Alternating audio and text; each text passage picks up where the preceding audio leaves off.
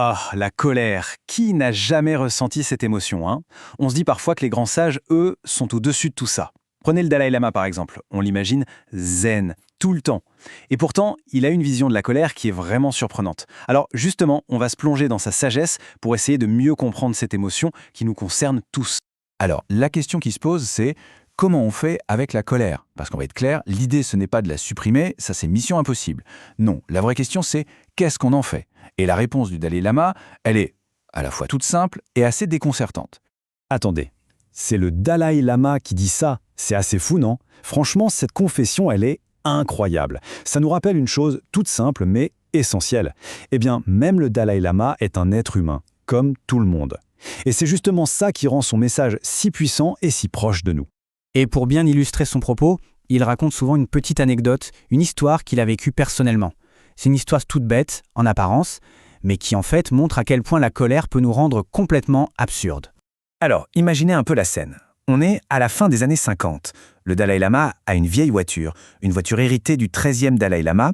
Et bon, comme beaucoup de vieilles voitures, elle a tendance à tomber en panne assez souvent. Et donc, un jour, son chauffeur de l'époque, un homme qui venait de Kalimpong en Inde, est en train de s'affairer dessus. Il est là, allongé sous la voiture, les mains dans le cambouis, à essayer de réparer je ne sais quelle panne. Et là, évidemment, c'est le petit drame. En bougeant un peu trop vite, paf, il se cogne la tête contre le châssis. Par accident, bien sûr. La douleur vive, soudaine, on peut tous imaginer la frustration à ce moment-là. Mais c'est ce qui se passe juste après qui est complètement dingue. Le chauffeur foudrage contre la voiture, contre lui-même, contre la douleur, qu'est-ce qu'il fait? Il se remet à se cogner la tête, mais cette fois, volontairement, 2 fois de plus. C'est l'illustration parfaite du côté complètement irrationnel de la colère.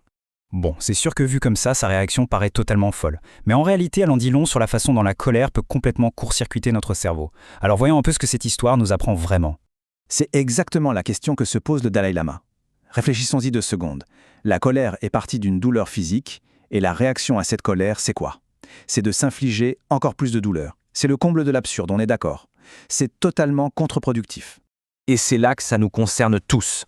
Bon, d'accord, on ne passe pas notre temps à se cogner la tête contre des voitures, mais avouons-le, on a tous déjà eu ces moments où, aveuglés par la colère, on a dit ou fait quelque chose qui n'a fait qu'empirer la situation de départ.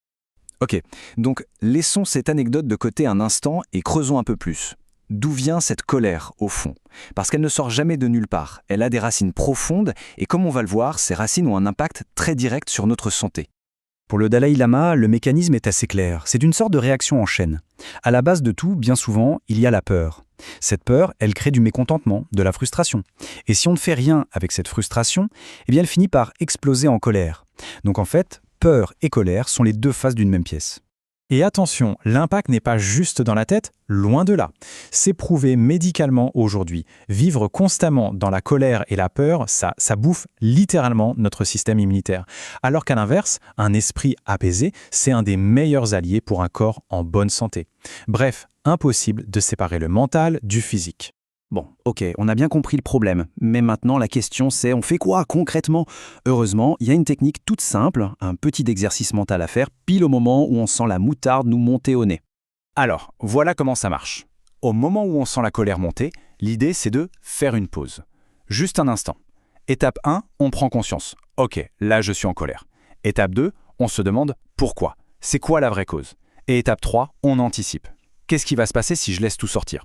Juste cette petite pause, ce petit temps de réflexion, ça peut vraiment tout changer. Bien sûr, le but du jeu, ce n'est pas de le faire une fois de temps en temps. Non, le vrai défi, c'est de répéter cet exercice jusqu'à ce qu'il devienne un automatisme, une seconde nature. C'est là qu'on passe de l'effort à l'habitude. Et pour que ça marche, il faut être convaincu d'une chose. Et cette phrase, elle résume parfaitement l'idée. Il n'y a rien de bon dans la colère. Elle ne résout pas nos problèmes, elle ne fait que les aggraver. Il faut vraiment s'imprégner de ça. La colère, ce n'est jamais la solution. C'est même le contraire, c'est un créateur de problèmes.